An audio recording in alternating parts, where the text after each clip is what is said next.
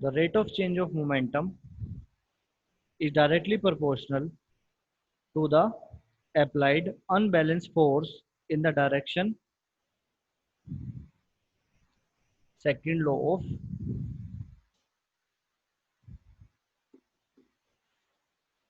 of motion.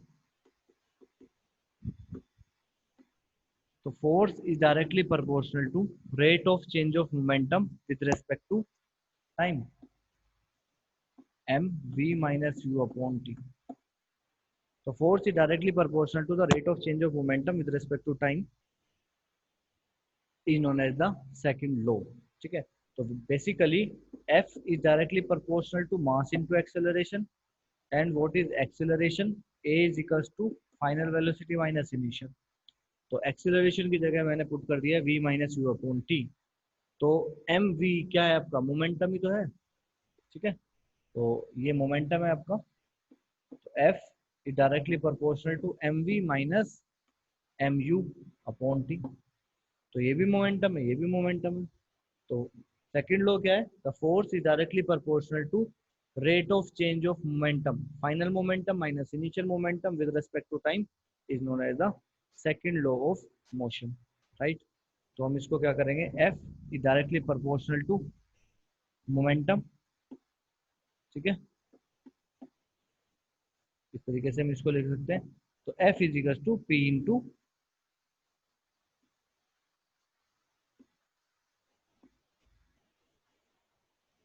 P upon T. ठीक है, इतना ही करेंगे इसको. F is directly proportional to P upon T, और P is equal to M V, वो तो आपको पता ही है, यहाँ से होता है P is equal to mass into velocity. ये आपका मोमेंटम होता है. तो that is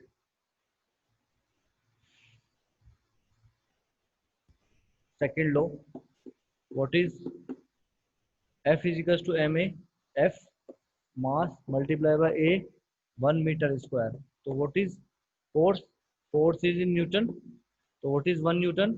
when 1 kg, 1 newton equals to 1 kg multiply by 1 metre per second square. तो 1 newton equals to 1 kg 1 metre square. It means that अगर एक body का मास है 1 kg, ठीक है, और वो उस पर 1 न्यूटन फोर्स अप्लाइड हो रहा है, तो उसकी जो एक्सेलरेशन होगी वो 1 मीटर पर सेकेंड स्क्वायर होगी. तो what is 1 Newton of force? When 1 kg mass object is moving with the acceleration of 1 meter per second square, then it is said to be 1 Newton. ठीक है, तो when a body is moving which is of 1 kg moving with the acceleration of 1 meter per second square, then the force act on that body is said to be 1 Newton. उसी को बोला जाएगा 1 Newton. Next है third law of motion.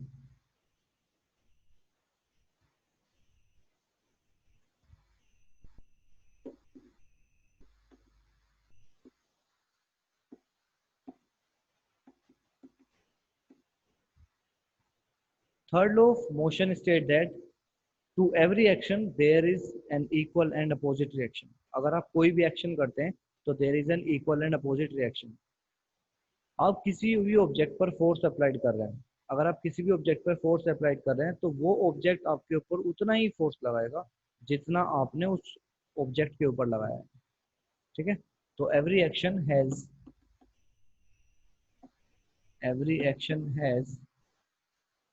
equal and opposite reaction.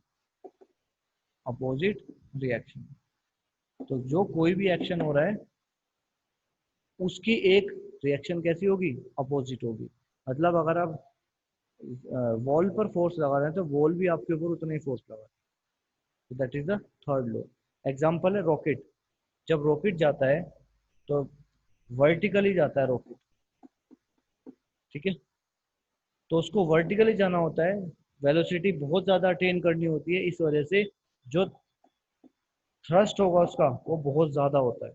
तो नीचे से जितना ज़्यादा थ्रस्ट होगा, थ्रस्ट जितना फोर्स लगाएगा रॉकेट को उतना ही अपलिफ्टमेंट मिलेगा. रॉकेट उतनी ही जल्दी लिफ्ट होके उतनी जल्दी वेलोसिटी को गेन कर लेगा. तो थ्रस्ट इसके डायरेक्टली प्रोपोर्शनल है. नेक्स्ट है आपका टॉपिक मोमेंटम.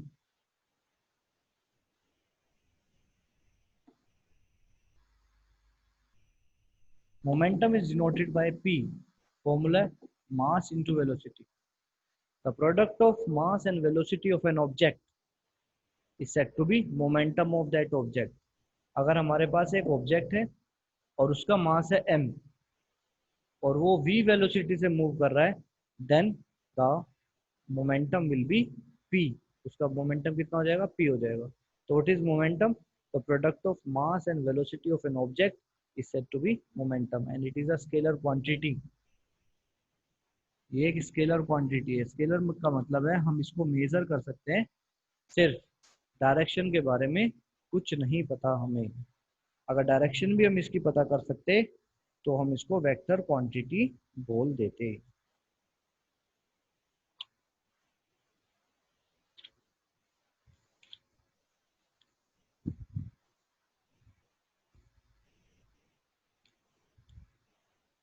नेक्स्ट है आपका law of conservation of momentum. ये डेरिवेशन है आपका law of conservation of momentum.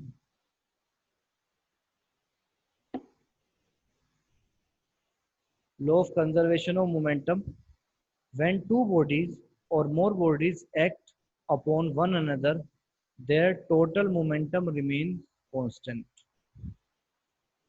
अब हमारे पास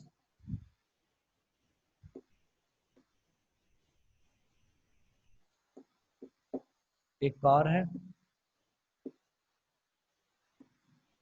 ठीक है. इसका मास है m1 और इसकी जो इनिशियल वेलोसिटी है वो है u1. एक दूसरी कार है,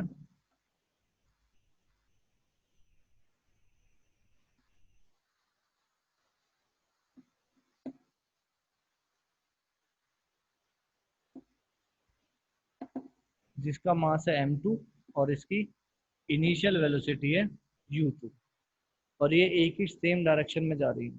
तो आप ध्यान से देखेंगे, हमारे पास दो कार है, एक का मास है m1, दूसरे का मास है m2. इसकी इनिशियल वेलोसिटी u1 है, इसकी इनिशियल वेलोसिटी u2 है. आफ्टर कोलिजन,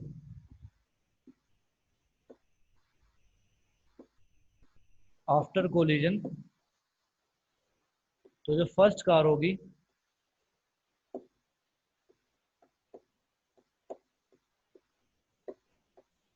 मास सेम रहेगा बट वेलोसिटी क्या हो जाएगी? v1. और जो दूसरी कार होगी आपकी,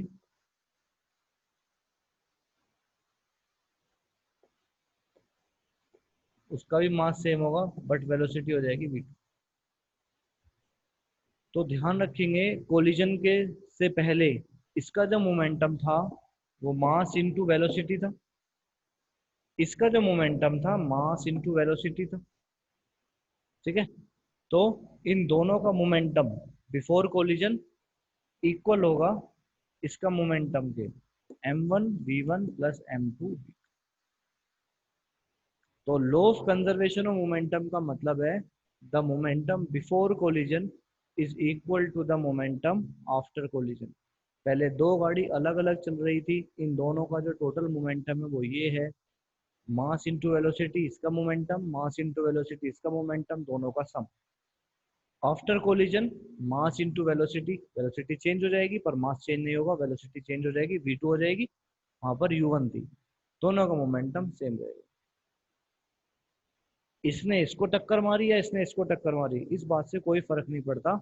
एनर्जी या तो यहाँ से यहाँ ट्रांसफर हो जाएगी या एनर्जी यहाँ से यहाँ ट्रांसफर हो जाएगी in the form of momentum. Momentum की फॉर्म में या तो एनर्जी इधर ट्रांसफर होगी या इधर ट्रांसफर. बट टोटल जो एनर्जी थी, मोमेंटम था पहले, वो इधर भी और इधर भी आफ्टर कोलिजन सेम रहेगा, टोटल सेम रहेगा. तो वो हमें करना है.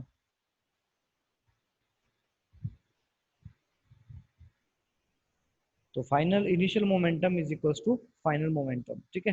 तो हमने इस तरीके से कर लिया है. अब हम करेंगे rate of change of momentum in A, ठीक है. ए का rate of change of momentum ये ए है, ये बी है. Rate of change of momentum, rate of change of momentum का फॉर्मूला अभी अभी हमने करा है, ठीक है। तो ये इसका final momentum F is equals to mass, mass m1 है, v1 minus u1 upon T. इसका फाइनल मोमेंटम है m1 v1, इनिशियल मोमेंटम है m1 u1। तो मास को हमने कांस्टेंट ले लिया, कॉमन ले लिया है, और v1 माइनस u1 कर दिया है। Final momentum minus initial momentum with respect to time कर लिया। ऐसे ही हम बी का करेंगे, rate of change of momentum for A, rate of change of momentum for B, F is equals to m2, B का m2 है, v2 minus u2 upon t. तो m2 v2 माइनस u2। अब दोनों का momentum हमने क्या बताया, ठीक है। थर्ड लॉ के अकॉर्डिंग जो मोमेंटम ए का है वो मोमेंटम बी का आपस में कैसा है, इक्वल। तो force on A is equal to force on B, but equal और अपोजिट है, तो इस वजह से हम माइनस भी यहाँ पर लगा सकते हैं, ठीक है। तो माइनस पुट करके दोनों को इक्वल पुट करेंगे, F of A is equal to F of B. F of A की वैल्यू है m1 v1 minus u1 upon T equals to minus, क्योंकि इक्वल एंड अपोजिट फोर्स इस पे लग सकता है, m2 v2 minus u2 upon T. ये time जो है वो t1 t2 हो सकता है, या फिर टाइम इक्वल भी हो सकता है, टाइम से टाइम कट जाएगा। अंदर मल्टीप्लाई करेंगे m1 v1 minus m2 m1 u1, अंदर मल्टीप्लाई करें m की। सिमिलरली माइनस का m2 v2 minus minus plus m2 u2, ठीक है।